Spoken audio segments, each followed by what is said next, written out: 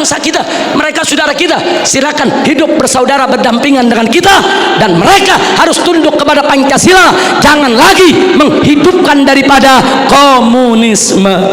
Sebagai penutup yang kelima, saudara, saya ajak semua yang ada di sini untuk menyerukan jihad konstitusional secara nasional melawan semua gerakan komunis dan neolib untuk selamatkan keutuhan negara kesatuan Republik Indonesia, saudara. Takbir, Allahu Akbar, merdeka. Itu saja yang bisa saya sampaikan. Hadiani Allah wa iyyakum ila siratal mustaqim. Wassalamualaikum. Mari kita lihat indikasi kebangkitan PKI, saudara, yang ada di Indonesia ini. Kita mulai dari yang pertama. Kita semua sama tahu ada kelompok yang begitu ngotot menuntut pencabutan TAP MPRS nomor 25 tahun 1966. Kalau TAP MPRS ini dicabut, yang diuntungkan adalah keluarga besar PKI. Ini indikasi, saudara. Enggak mungkin yang bukan PKI menuntut pencabutan daripada TAP MPRS tersebut.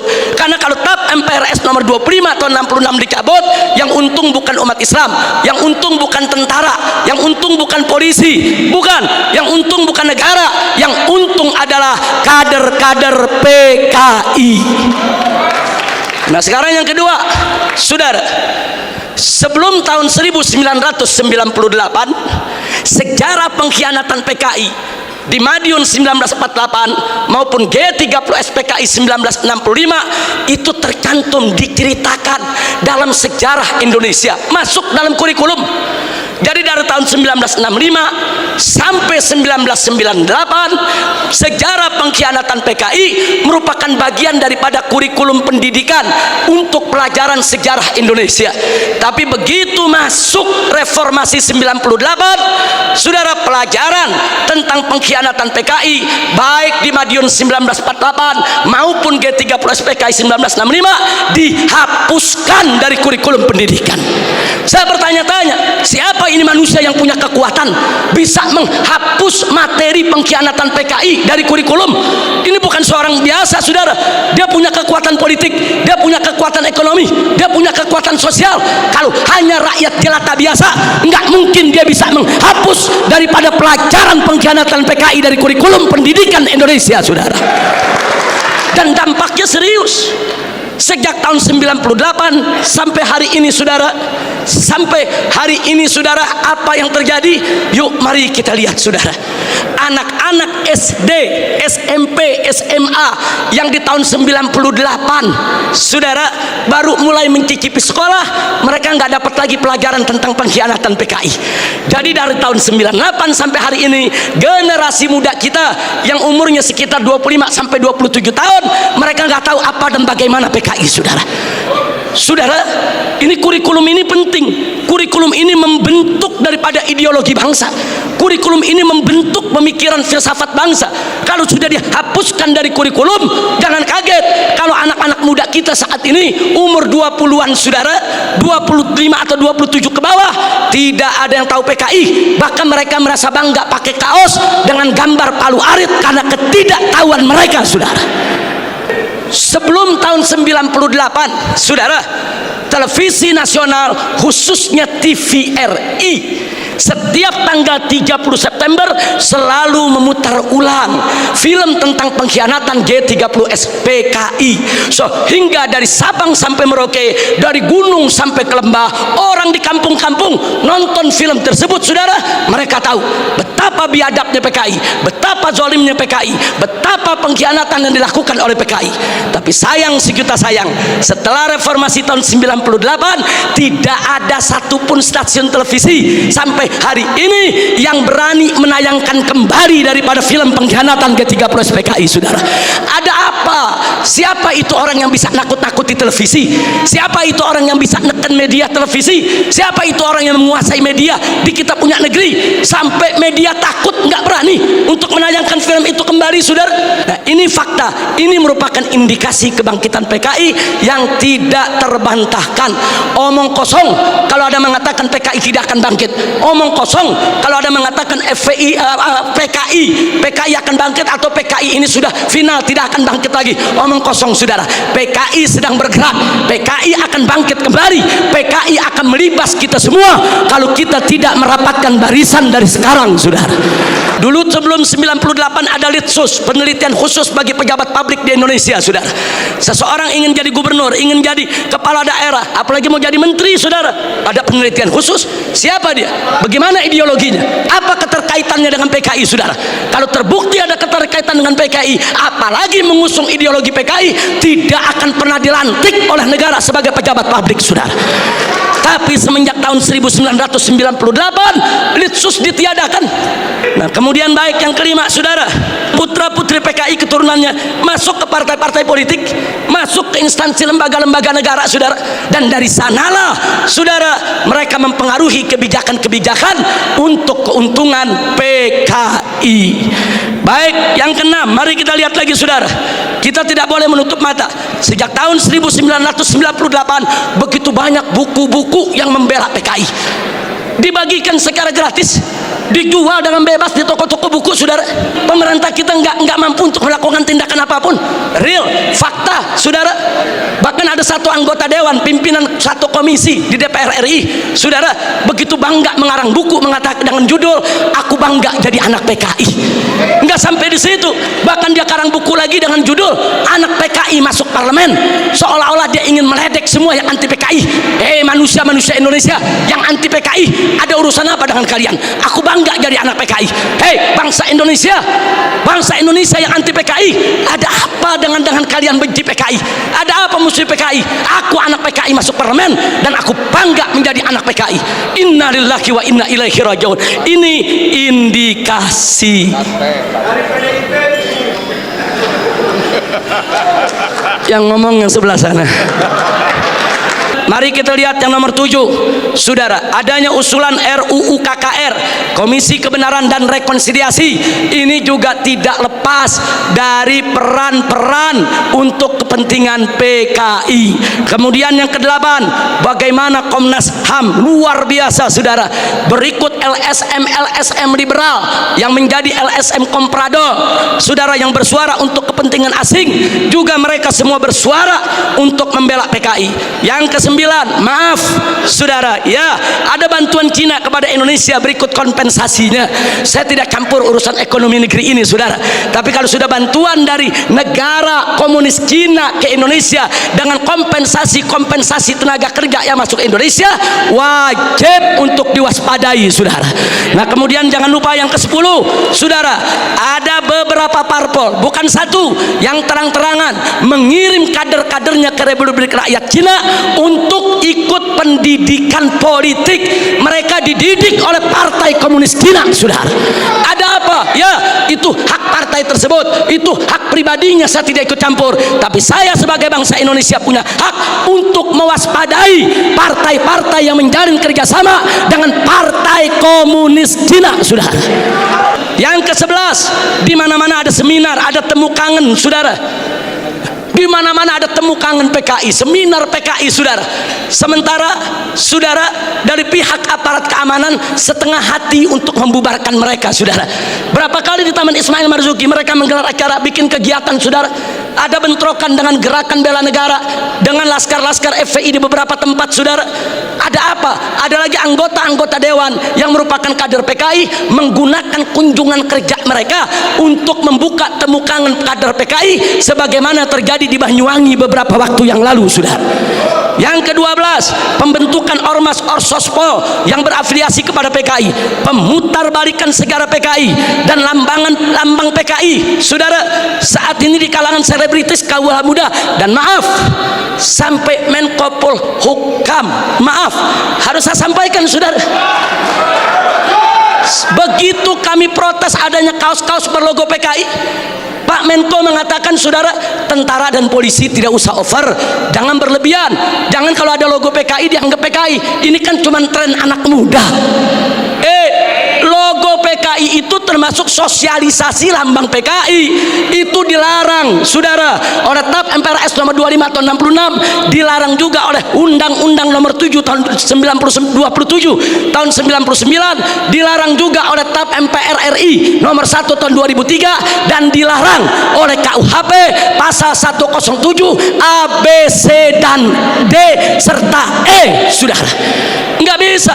Kalau itu sudah masuk larangan, seorang Menko Polhukam tidak berhak melindungi logo Palu Arit hanya dengan alasan itu adalah tren kaula muda, saudara. Takbir, Allahu Akbar, merdeka.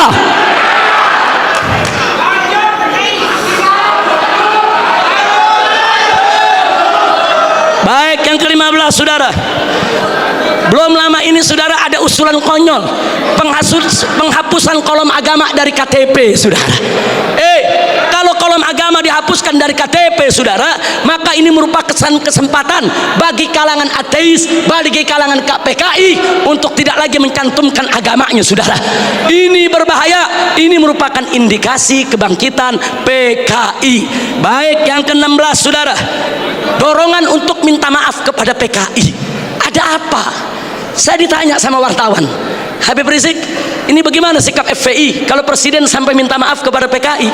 Saya jawab, kalau presiden ngotot meminta maaf kepada PKI, saya usul sekalian saja minta maaf sama Belanda dan Jepang. Jangan tanggung-tanggung minta maaf, saudara.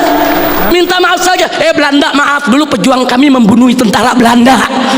Jepang, maaf dulu gerilyawan kami membunuh Anda. Minta saja sekalian maaf kepada Belanda dan Jepang, saudara. Belanda dan Jepang itu penjahat, saudara. Sebagaimana PKI, bukan kita yang minta maaf kepada Belanda dan Jepang, bukan kita yang minta maaf kepada PKI. PKI yang harus minta maaf kepada bangsa Indonesia, saudara. Takbir. Baik, kemudian berikut yang ke-17, saudara. Maaf, sekarang ini ada jargon revolusi mental. PDIP juga. Kalau yang dimaksud revolusi mental adalah revolusi akhlak, revolusi moral, revolusi budi pekerti, dari tidak baik menjadi baik, tentu kami dari FPI akan sangat-sangat mendukung. Tapi kalau yang dimaksud revolusi mental adalah membebaskan jiwa dari ikatan agama, membebaskan jiwa daripada aturan hukum Tuhan, sebagaimana yang pernah disuarakan oleh Karl Marx, sebagaimana di tahun 50-an pernah dikampanyekan oleh PKI. Ini jargon PKI dulu, saudara. Nah, kalau itu yang dimaksud, kami menolak istilah revolusi mental kalau hanya memberikan kesempatan kepada PKI untuk bangkit, ya kawan. 19, saudara, saat ini di beberapa karnaval, bagaimana tokoh-tokoh PKI, saudara, seperti Aidit, seperti Nyoto, saudara, itu dibawa-bawa, diusung-usung. Bahkan dalam karnaval peringatan HUT RI di Madura, saudara, di Sumatera Barat, kemudian di Jawa Timur. Ada apa kalau ini bukan indikasi kebangkitan mereka? Dan yang ke-19, saudara, maaf, beberapa waktu yang lalu juga ada simposium di Arya Duta, saudara. Ya, tujuan pemerintah baik, dimontopori oleh pemerintah, bagus tujuannya, saudara. Tapi sayang sejuta sayang, saudara, ternyata simposium tersebut, saudara, hanya menguntungkan kader-kader PKI ketimbang kader-kader bangsa Indonesia sendiri, saudara. Nah, karena itu, saudara, yang terakhir, yang ke-20, saudara, Ada jenderal PKI.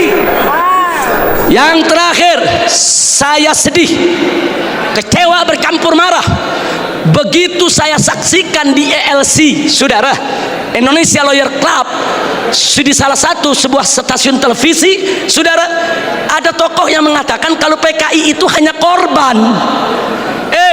Kalau PKI itu korban, penjahatnya siapa?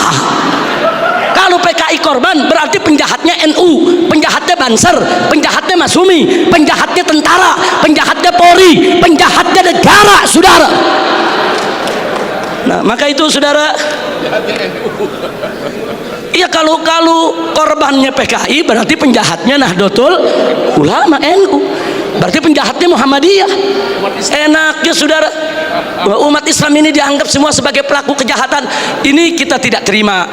Ke Padang Persatuan kalau ingin simpatik kepada PKI itu urusanmu. Tapi jangan coba-coba mengatakan mereka korban. Itu akan menyinggung perasaan jutaan umat Islam di Indonesia. Baik saudara, saya di sini tidak mau sebentar karena waktu sudah sebentar. Implikasi saya lewatkan dulu. Usulan FPI untuk simposium ini. Ayo kita kembali kepada Pancasila dan Undang-Undang Dasar 1945 yang asli, yang dijiwai Piagam Jakarta sebagaimana amanat Dekret Presiden 5 Juli tahun 1959. Takbir, merdeka. Yang kedua, tolak segala perbuatan dan pemahaman ideologi yang bertentangan dengan nilai luhur ketuhanan Yang Maha Esa sebagai jiwa daripada Pancasila. Apapun ideologi, pemahaman dan perbuatan yang bertentangan dengan nilai luhur ketuhanan Yang Maha Esa harus kita tolak saudara. Termasuk pemahaman PKI, komunisme, ateisme, kemudian Leninisme, Marxisme, termasuk segala kemungkaran dan kemaksiatan yang bisa mengundang kemurkaan Allah sehingga bisa terjadi yaitu malapetaka dan musibah di negeri kita. Yang ketiga, tegakkan dan laksanakan TAP MPRS nomor 25 tahun 66, Undang-Undang nomor 27 tahun 99, TAP MPRI nomor 1 tahun 2003 dan KUHP pasal 107A sampai E. Karena itu kita serukan TNI dan Polri jangan pernah ragu. Anda semua punya payung hukum untuk menindak, menutup, membubarkan setiap kegiatan PKI di seluruh wilayah NKRI ini saudara. Kemudian yang keempat, ada 5 poin saudara. Tolak formalisasi rekonsiliasi dengan PKI. Saudara, saya punya cerita.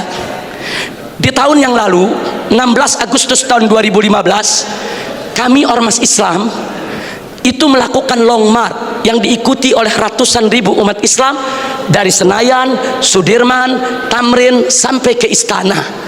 Kenapa kami gelar itu parade tauhid saudara dengan ratusan ribu umat Islam? Karena kami dengar dari sumber yang sangat terpercaya bahwa Presiden saudara berencana untuk memasukkan saudara item permohonan maaf kepada PKI di dalam pidato kenegaraannya. Kita melakukan demo-demo kecil dan puncaknya yaitu tanggal 16 Agustus 2015 saudara.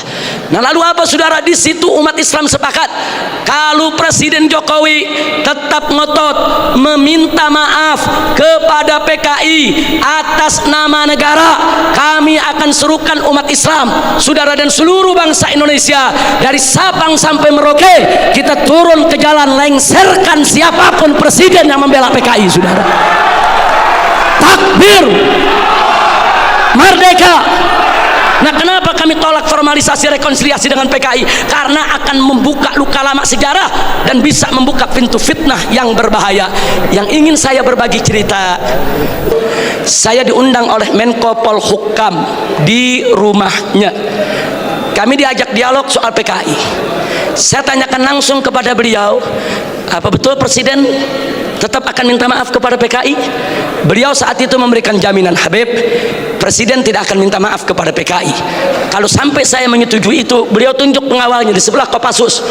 Ini anak buah saya Kopassus akan tembak kepala saya. Nah, terus saya tanya lagi, saudara, kepada beliau, baik, tapi saya dengar Anda dapat tugas khusus dari Presiden untuk mencari formulasi rekonsiliasi nasional berkaitan dengan PKI.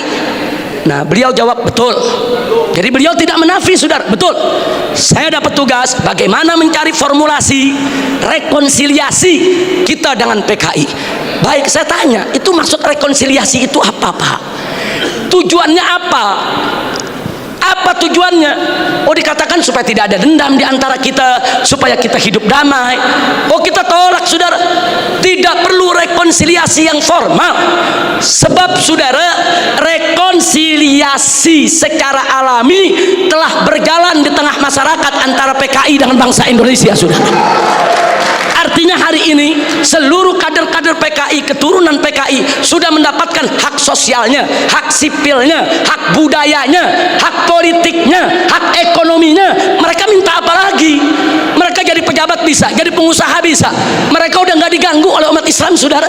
Itu rekonsiliasi alami, saudara. Tinggal kita minta kepada keturunan PKI tersebut, silakan kalian berkarya, silakan kalian ini berkarir, silakan kalian berjuang untuk bangsa ini. Tapi satu syarat, kami tidak akan ganggu kalian jadi pejabat, jadi bisnismen, jadi pengusaha. Tidak.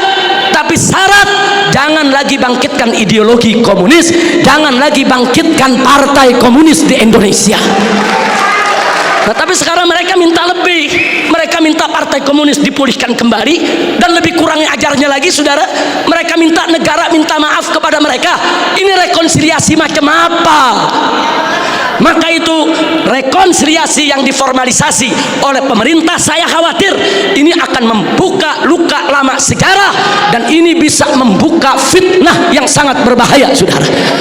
Makanya tepat yang dikatakan oleh Kiai Haji Salahuddin Wahid, cucu daripada saudara pendiri Nahdlatul Ulama beberapa waktu yang lalu, kalau presiden pemerintah ini sampai minta maaf kepada PKI, akan melukai seluruh perasaan daripada warga NU.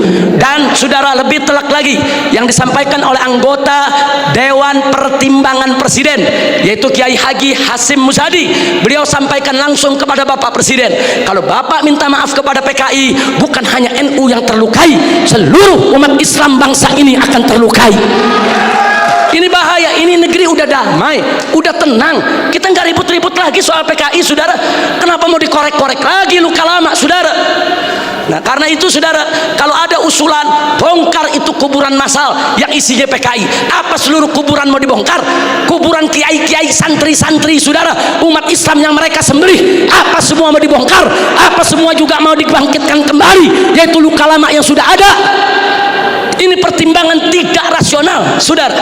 Karena itu kami dari FPI menolak formalisasi rekonsiliasi dengan alasan apapun, saudara. Tapi kami menerima kader-kader keturunan PKI saat ini dikembalikan hak sosialnya, hak ekonominya, hak politiknya, saudara. Kita terima, mereka bangsa kita, mereka saudara kita. Silakan hidup bersaudara berdampingan dengan kita, dan mereka harus tunduk kepada Pancasila.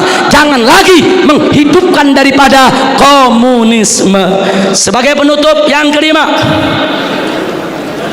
saudara, saya ajak semua yang ada di sini untuk menyerukan jihad konstitusional secara nasional melawan semua gerakan komunis dan neolib untuk selamatkan keutuhan negara kesatuan Republik Indonesia, saudara. Takbir, Allahu Akbar, merdeka. Itu saja yang bisa saya sampaikan. Hadani Allah wa iyyakum ila siratal mustaqim. Wassalamualaikum.